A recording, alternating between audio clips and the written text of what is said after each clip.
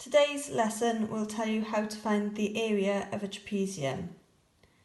If you were doing GCSE for foundation tier or intermediate tier, this formula is given to you on the second page of the exam paper behind the cover page.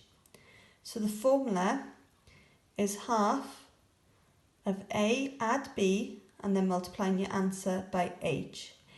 A and B, the two parallel sides on the trapezium, and H is the perpendicular distance between those. So looking at some questions, the easiest way to do this is to label your sides A, B and H before you start the question. So question 1, A is 7, B is 13 and H is 8.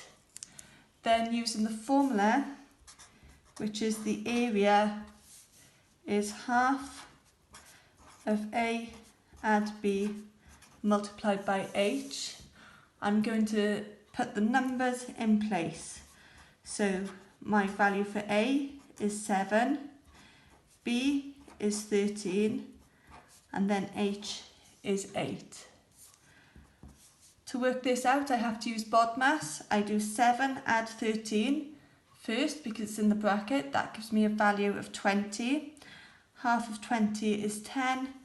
Multiplied by 8, my answer is 80. My units on the diagram are centimetres, so my area is centimetres squared. Second example, my A is 7, my B is 10, and the perpendicular distance between those, the height, is 6. So my formula is half of A plus B multiplying my answer by H.